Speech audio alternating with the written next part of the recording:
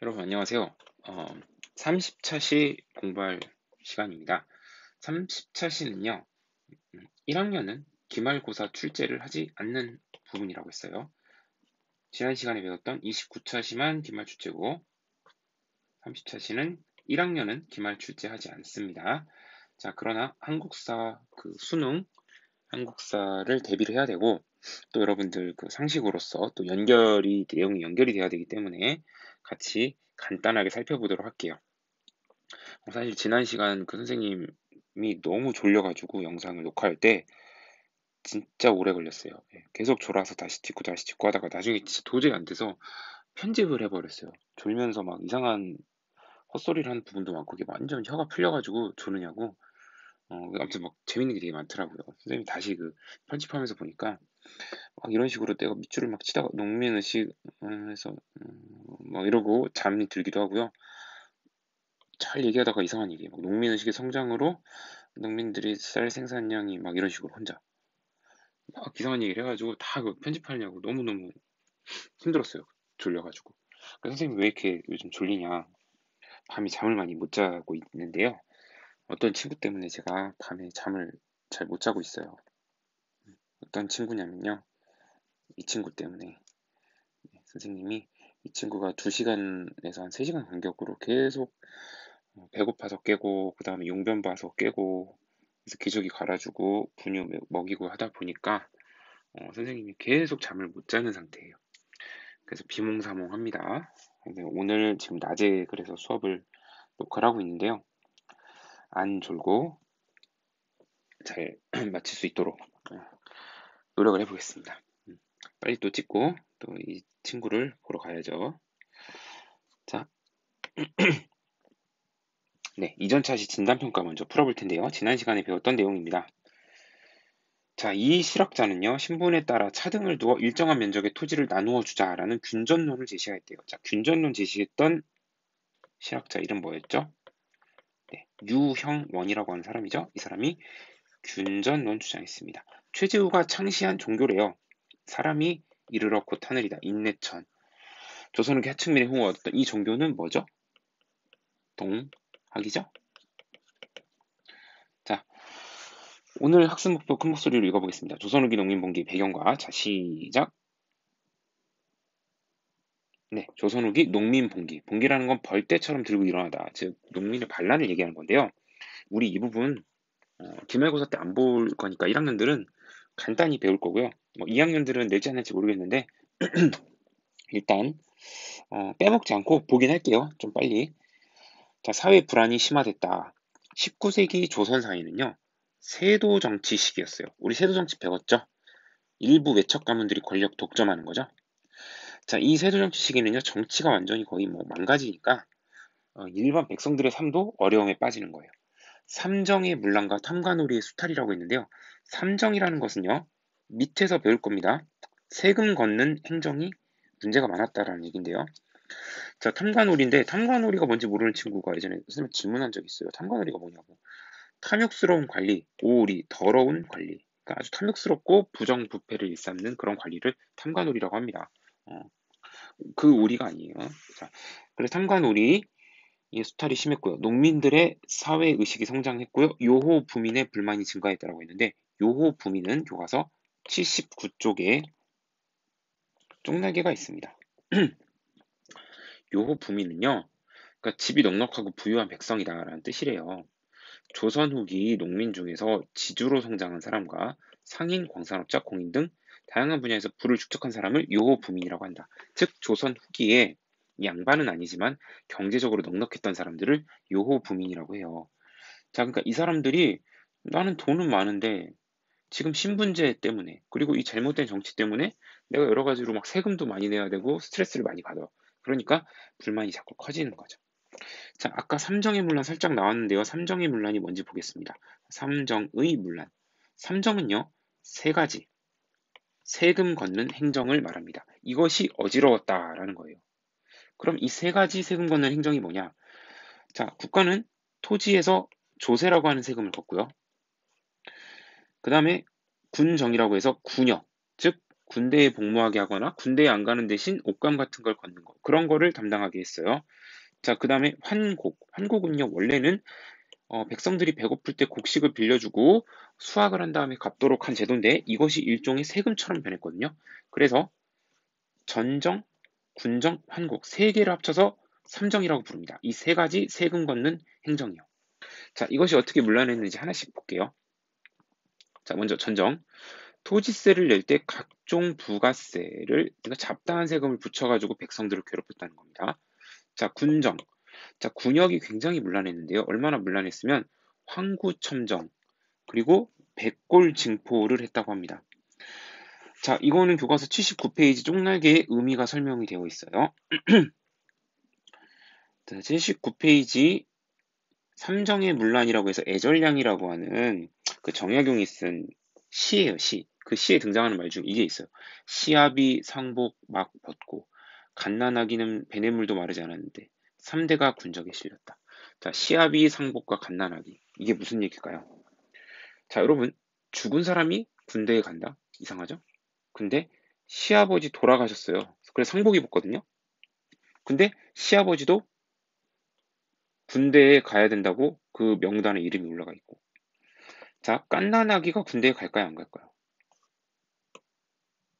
못 가죠. 이렇게 갓난아기가 어떻게 군대를 가요? 그죠? 그런데 갓난아기도 군적, 즉 군대에 가야 되는 명단, 리스트에 실려 있는 거예요. 그러니까 남편에다가 돌아가신 시아버지, 갓난아기까지 3대가 군적에 이름이 실렸다. 그래서 군대를 갈 수 없으니까 세금을 내야 되는데 옷감을 내야 되거든요. 근데 그거를 죽은 사람 거랑 갓난아기 거까지 내야 되니까 얼마나 부담이 됐겠어요. 자, 그래서 황구첨정이라는 것은, 황구라는 건 누런 잎인데 그 어린 아이들이 옛날에 잘 못 먹으면 입 주변에 노랗게 뜨거든요. 그래서 그 노란 잎, 어린 아이를 첨부시킨다. 어디에? 군정에. 즉 군역을 담당해야 되는 그 의무에 이 어린 아이들도 첨부시킨다. 이런 얘기예요. 자, 그다음 백골. 백골은 죽은 사람이잖아요. 죽은 사람에게도 징포, 옷감을 징수한다. 군대 안 가는 대신 내는 옷감을 죽은 사람한테도 징수한다는 거예요. 정말 말이 안 되는 상황인 거죠, 지금. 자, 환곡은 원래 곡식 대여하는 좋은 제도였는데요. 이것이 세금처럼 변해가지고요. 필요하지도 않은데 곡식을 빌려줘요. 그리고 고리대, 높은 이자를 받고 대출을 해주는. 즉, 필요도 없는데, 야, 너 쌀 한 가마니 너 빌려가. 그리고 쌀 두 가마니로 갚어. 필요도 없는데 이렇게 빌려주고 이자를 내게 하는 거죠. 높은 이자를. 자, 그러다 보니까 농민이 몰락합니다. 자연재해와 전염병도 빈번했고요. 몰락한 농민은 화전민화 됐는데요. 화전민이라는 건 뭐냐면 땅도 없고 이제 농사 지을 땅도 없고 세금 내기가 힘드니까 산으로 들어가요. 그리고 경사면을 불을 질러가지고 불로 태우고 난 다음에 여기에다가 어, 밭작물 같은 걸 재배하는 거죠. 그런 걸 화전이라고 그래요. 자, 일부 농민은 도적대에 들어가요. 자, 농민분기가 전국에서 발생하게 됩니다. 자, 농민들 의식은 성장하기 시작했어요. 세조정치 시기의 지배층의 수탈이 강화될수록 농민 의식은 점점 성장합니다. 자, 농민의 저항은 처음엔 소극적이었어요. 어떻게 소극적이었냐? 소청, 벽서, 투서 형태로 이 불만을 표출했는데요. 소청이라는 것은 관청이나 관리한테 가서 억울함을 얘기하는 거예요. 투서라는 거는 그런 관청에다가 글로 써가지고 이렇게 편지 같은 거를 던지는 거죠. 자, 벽서, 배서 이건 뭐냐면요. 이건 좀 은밀한 방법입니다. 교과서 79페이지. 이 자료네요. 자, 요게 바로 벽서, 괴서입니다. 밤에 사람들 없을 때요. 몰래 그 고을의 수령이나 아니면은 뭐 이렇게 양반들 비판하는 그런 글을 여기다 이렇게 적어놓고 도망가는 거예요. 그럼 다음날 아침 해가 뜨면 사람들이 이거 보겠죠? 이런 게 벽서예요. 그리고 이걸 높이 걸어놓으면 그게 괴서고요.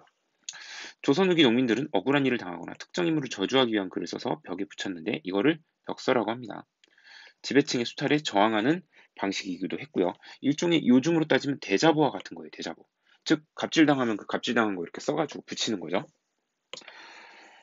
자, 처음에 이렇게 소극적이었는데 이제는 적극적으로 바뀝니다. 어떻게 적극적으로 바뀌냐? 항조나 거세입니다. 자, 뭐냐면요. 항조는 조세 안 내겠다 저항하는 거예요. 거세도 비슷해요. 세금 거부하는 거예요. 자, 이 아래의 내용을 볼게요. 항조는 주로 조세에 항의하는 거거든요. 소작료를 낮춰달라 또는 소작 조건을 조금 유리하게 개선해달라라고 요구하는 항쟁이고요. 거세가 사실 더 극단적인 거예요. 납세 자체를 거부하는 거예요. 나 세금 안 내. 나 못 내. 자, 그러다가 점점 집단 항의 시위가 대규모 농민 봉기로 발전하게 된 거죠. 그래서 크게 두 가지 배울 거예요. 홍경래의 난과 임술 농민 봉기요. 내용은 간단합니다. 1811년에요. 평안도 지역에서 홍경래라고 하는 인물이 이끄는 반란군이 거의 이 정부군하고 전쟁을 했어요. 그게 홍경래의 난인데요. 이 홍경래의 난이 일어나게 된 배경은요. 평안도 지역에 대한 지역 차별이 존재했기 때문이에요. 80페이지 지도를 보겠습니다. 자, 여러분 80페이지의 지도를 보면요. 여기가 홍경래의 난이 일어났던 지역이거든요. 여기가 홍경래가 점령했던 지역이에요. 자, 근데 이 지역은요. 평안도라고 하는 지역인데요. 이 평안도는 조선 사회에서 굉장히 차별을 많이 받았어요. 여기는 관직에 나아갈 때도 차별이 있었고요. 이 지역에서는 그 중요한 사람을 뽑아서 중요한 일을 시키면 안 된다. 라고 해서 이 지역에서 이렇게 대신이 나오는 일이 없었어요. 이렇게 오랜 기간 동안 이 평안도 차별을 받았는데 왜 차별을 받았냐면 어찌 보면 옛날에 고려 말에는 여기가 이제 쉽게 말해서 그 경계였던 거죠, 경계. 그 몽골하고 경계 얘기를 했고요. 그러니까 여기는 좀 믿을 수 없는 땅, 그리고 배반의 땅, 반역의 땅 이렇게 생각을 했던 거죠. 자, 그래서 평안도에 대한 지역 차별이 오랜 시간 동안 존재를 했었고요. 또 세조 정치에 대한 불만이 있었어요. 이런 것들이 폭발해서 홍경래의 난이 일어나는데요. 이걸 주도했던 세력은 몰락한 양반인 홍경래였고요. 그를 도운 사람들은 신흥 상공업자, 영세 농민, 광산 노동자, 품팔이꾼, 노비, 소상인 등 뭔가 좀 이 조선사에서 양반들이 아니고 그리고 어쨌든 주류가 아닌 사람들인 거죠. 물론 신흥 상공업자, 광산 이런 사람들은 돈이 있어가지고 홍경래를 경제적으로 지원을 해줘요. 그런데 돈은 있지만 양반이 아니기 때문에 조선사회에 대해서 또 불만이 많았겠죠. 자, 평안도에서 봉기했고요. 청천강 이북 지역을 점령합니다. 그리고 5개월간 정부군하고 대치하다가 진압을 당해요. 자, 영향은요. 세도 정권과 지방 수령의 경각심을 불러일으키고요. 이후 농민봉기에 큰 영향을 끼쳤다고 합니다. 자, 임술 농민봉기 보겠습니다. 1862년. 자, 시작은 경상남도 진주에서 시작됩니다. 자, 진주 농민봉기는요. 경상 우병사 백낙신이라고 하는 사람이 부정부패를 저질러요. 선생님도 요즘에 그 아기 이름을 이제 지으려고 거의 이제 마음에 결심을 했는데 고민을 되게 많이 했거든요. 좋은 이름 지어주려고. 근데 역사에서 보면은 이런 부정적인 이름을 가진 사람들은 뭔가 약간 이름하고 잘 어울리는 게 좀 있어요. 자, 백낙신이라는 사람이 굉장히 청렴하고 아주 훌륭한 관리. 청백리 백낙신. 아니 뭐 훌륭한 신하 백낙신. 좀 안 어울리지 않아요? 부정부패 저지르는 나쁜 관리 백낙신. 그럼 잘 어울려요. 그러니까 뭔가 이렇게 이름이 되게 중요한 것 같다는 생각 때문에 아기 이름을 정하는데 고민을 되게 많이 했어요. 그래서 지금 거의 이제 마음 굳혔는데 어, 아무튼 이 백낙신 이름만 딱 들어도 뭔가 좀 좋은 관리 같지 않아요, 냄새가. 자, 백낙신의 부정부패가 심했거든요. 그리고 지방관의 수탈과 향리의 부정이 아주 심했어요. 자, 그래서 1862년 진주에서 몰락한 양반인 유계춘이라는 사람을 중심으로 봉기가 일어나요. 그래서 진주성을 이 반란군이 점령을 합니다. 오른쪽 지도 한번 볼까요? 여기가 경남 진주거든요. 그래서 여기서 이제 유계춘이라는 사람이 농민 봉기를 일으키니까 이 봉기가 주변 지역으로 확산이 되는 거예요. 자, 아래로 내려갈게요. 1862년이 임술년이었거든요.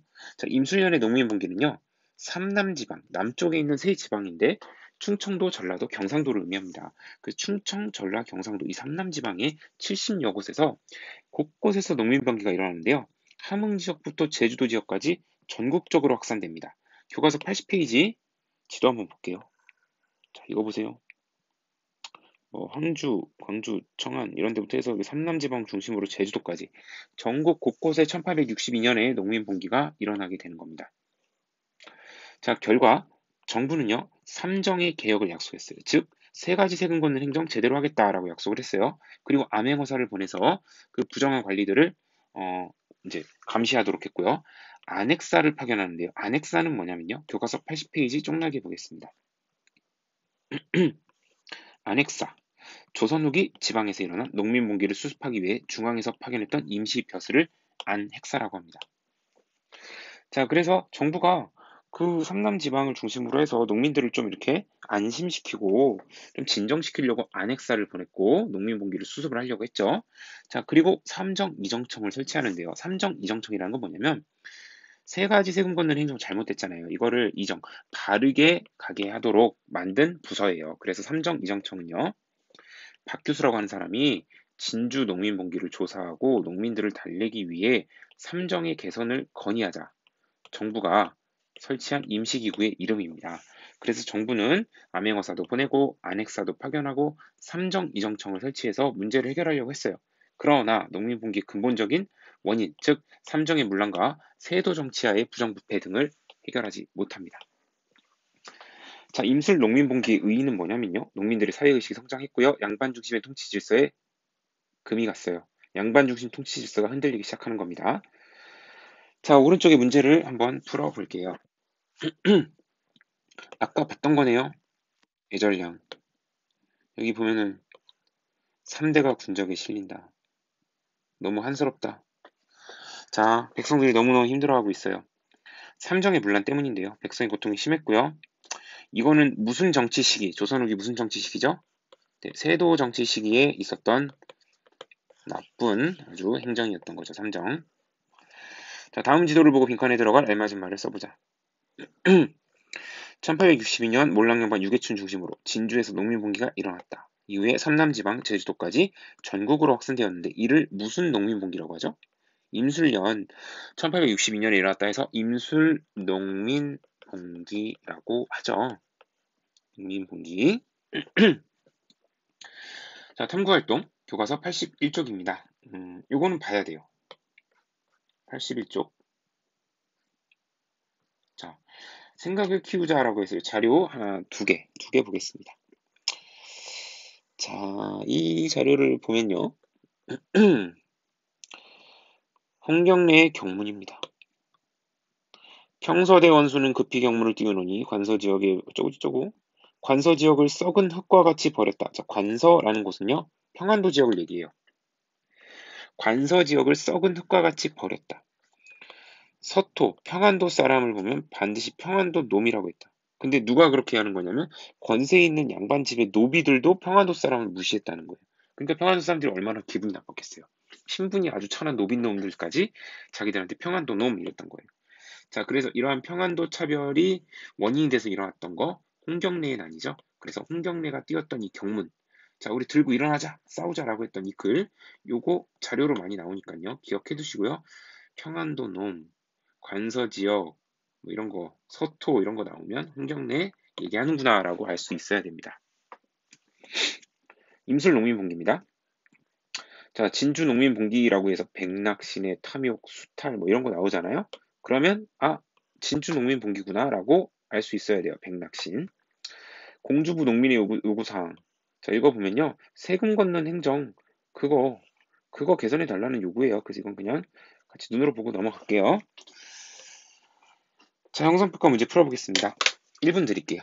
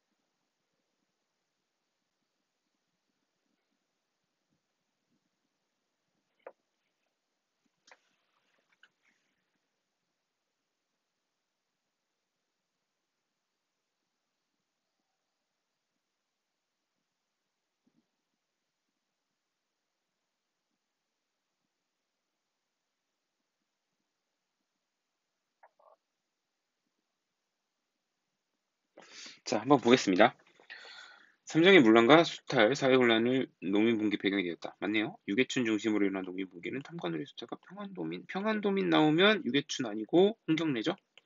농민들 사회시 점차 높아지고 상품화폐 경제 발달하면서 부를 수축한 요금이 분명히 커졌다. 맞네요. 자, 2번 자료와 관련된 사건. 평안도 놈. 아하, 홍경래군요. 홍경래가 경문을 작성하는 모습 적절하네요. 백낙신, 이거는 진주. 정주성 전투에서 관군과 싸우는 농민군. 이거는 잠깐만요. 그 내용은 적절하지. 요거는 일단 홍경래의 난이 맞는데 이제 이 문제를 한번 다시 읽어볼게요. 자료와 관련된 역사적 사건을 주제로 시나리오를 작성하고자 한다. 그 내용은 적절한 것은. 요 단계는 지금 홍경래가 열받아가지고 우리 평안도 무시한다. 들고 일어나자라고 하는 경문을 작성하는 모습이 맞겠네요. 정주성 전투는요. 이건 모르셔도 되는데 여기 정주 있잖아요. 정주. 여기서 싸운 거예요. 정주성 전투. 관군에게 여기서 패배했는데 이거는 거의 홍경래의 난의 마지막 단계입니다. 그러니까 요거는 요 자료하고는 어울리지 않네요.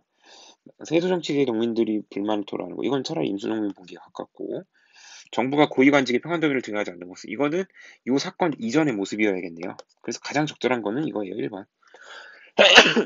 죄송합니다. 3번. 임술 농민분기에 대한 설명으로 옳은 것을. 유계춘 봉기 이후 전국적으로 확산되었다. 맞아요. 삼정 이정선 설치, 삼정 개항하고 했다. 농민들이 설치한 게 아니고 정부가 설치한 거죠. 틀렸네요. 관군이 송림전투, 송림전투 홍경래예요. 틀렸고요. 농민봉기를 계기로 농민들이 사회의식과 저항의식 성장하였다. 맞네요. 그러니까 정답은 기억하고 리을이에요. 자, 다음에 설명하는 기구. 박 교수가 진주 농민분기 조사하고 농민들 달래기 위해 삼정의 개선을 건의하자. 정부가 설치한 임시기구래요. 자, 이거 삼정 땡땡땡, 삼정 땡땡청. 네, 삼정 이정청이 되겠죠? 자, 여기까지 했는데요. 마지막으로 교과서 82쪽, 83쪽 그림 구경만 하고 마치겠습니다. 81쪽에 있는 스스로 매듭 죽기는 여러분들 그냥 각자 하시면 되는 거고 82쪽 문학과 공역 그림으로 본 조선일기의 변화입니다. 자, 이거는 혹시 나중에 자료로 나올 수 있어요. 이렇게 시험에서 자료로 나올 수 있으니까 그때 한 번씩 한 번씩 봐두면 좋겠죠. 자, 현실 사회를 비판한 한글 소설이 널리 읽히다. 그래서 조선 후기에는요. 탐관오리의 폐해, 서울에 대한 차별, 양반의 부조리 등을 비판한 한글 소설이 유행을 하거든요. 그래서 책이 워낙 비싸니까 돈 받고 책을 빌려주는 새책방이라는 곳이 있었어요. 세를 받고 책을 빌려주는 거죠. 자, 근데 여기 재밌는 게 있어요. 허균의 홍길동전이 여기 홍길동전의 한 장면이 나와 있고요. 그리고 그 옆에는 조선후기 새책방에서 책 빌려줬는데 이제 거기에 누가 낙서를 써놓은 거죠. 근데 그 낙서의 내용이 책 주인은 이놈아 니놈이 책을 세주고 하는 것이 무엇이냐. 책세를 너무 과하게 받는다라고 이렇게 한글로 적혀 있어요. 재밌죠? 어떻게 보면 그 책 빌려주는 그 집 주인을 디스하는 거죠. 자, 어기농길동전은 여러분이 뭐 잘 알고 있는 유명한 한글 소설이죠. 아비를 아비라 부르지 못하고 형을 형이라 부르지 못하고 뭐 이런 거 들어갔을 거예요. 자, 서울의 차별에 대해서 이게 비판하고 있는 책인 거죠. 양반을 풍자한 공연이 유행하다. 판소리와 탈춤이 대표적인데요. 특히 뭐 판소리는 여기 뭐 그림이 하나 나와 있네요. 판소리도 그런 사회 비판적인 요소가 있지만 이 탈춤이 되게 사회 비판적인 요소가 농후하죠. 그래서 탈춤 보면 뭐 쉬 양반 나오신다 하는데 그 양반 가지고 이름 가지고 장난치는 거예요. 개잘양 양, 개다리 소반 반. 그러면서 양반을 되게 희화시키고 있는 거죠. 탈춤에서. 자, 백성의 소박한 일상을 담다. 이것을 풍속화라고 합니다. 여기에는 상품화폐 경제의 발달, 그리고 사상교육 확대, 그리고 여성의 어떤 그 모습들, 이런 것들이 등장하는데 기존의 그림과 다른 모습들인 거죠. 사당 그림 예전에 한번 같이 우리 봤었고요. 신윤복의 월화 정인이라고 해서 아주 그 뭐랄까요, 좀 이렇게 로맨틱한 그림이에요. 월화, 이 달빛 아래에서 정인, 이 좋아하는 사람끼리 만난 거죠. 정을 통한 거죠. 이렇게 남녀가 몰래 이렇게 담벼락에서 만난 거예요. 자, 그리고 여기도 남녀가 만나는 느낌이 좀 사뭇 다르죠? 이게 신윤복의 그림이고 이건 김홍도의 그림인데 이것도 남녀가 만났어요. 근데 남녀가 아까는 뭔가 좀 로맨틱하고 좀 선남선녀의 그런 모습이 여기는 이제 그런 건 아닌 것 같아요. 그죠? 여기 그 어머니가 뒤에 젖먹이 아이를 이렇게 업고 있어요. 근데 좀 아이가 좀 이상해요. 아이가 머리가 여기밖에 없어요. 이렇게 꼭 할아버지처럼 그러네요. 그 아기라고 다 그렇진 않아요. 어, 우리 아기는 처음에 딱 나왔는데 그때부터 이렇게 머리가 많더라고요. 어쨌든 이렇게 젖먹이 아가를 등에 업은 여인과 그 남자가 이렇게 만났는데 뭔가 이렇게 좀 얘기를 하고 있는데 어떤 상황인지 참 궁금하죠. 이 남자는 좀 이렇게 팔짱을 낀 거죠. 지금 약간 자세도 그렇고. 아무튼 이렇게 물건 팔러 나온 사람들끼리 만난 거예요. 자, 그 김홍도의 농가리 그렇고요. 신윤복의 단오풍정이라고 이거는 유명하죠. 그네 타는 모습, 머리 감는 모습.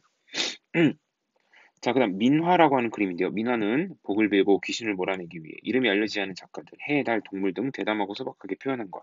그래서 이런 그림들이 민화죠. 대부분 작자 미상이 많고요. 음, 그림이 뭐 이렇게 엄청 잘 그렸다, 막 조형미가 뛰어나다라고 얘기할 수 없지만 개성이 넘쳐요. 특히 까치와 호랑이 같은 그림. 이거 보면 진짜 호랑이를 더 잘 그릴 수도 있었을 텐데 일부러 이렇게 익살스럽게 희한하게 그린 거예요.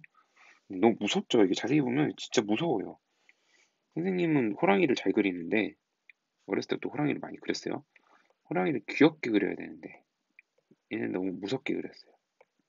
호랑이를 귀엽게. 자, 한번 비교 한번 해볼까요? 자, 이 호랑이와 이 호랑이 훨씬 귀엽죠. 이 호랑이가 약간 고양이 같기도 하고. 그리고 혓바닥이 좀 위치가 지금 생각해보니까 이상하네요. 혓바닥이 아래로 좀 내려와야 되는데 귀찮아서 그것까지는 안 할게요.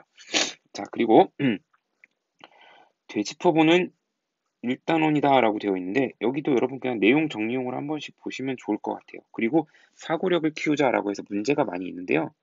문제는 뭐 이렇게 여러분이 스스로 해결하지 못할 정도의 문제는 없습니다. 이것도 한 번씩 그냥 같이 풀어보세요. 선생님이랑 같이 풀면 좋은데 시간당 음, 나머지도 뭐 이건 안 할 거니까 상관없고요. 자, 그래서 여기 새로운 이제 2단원 공부하기 앞서 1단원까지 모든 내용을 다 공부했습니다. 대단원 1단원 여기까지 공부하시느라고 수고 많으셨어요. 여기까지입니다.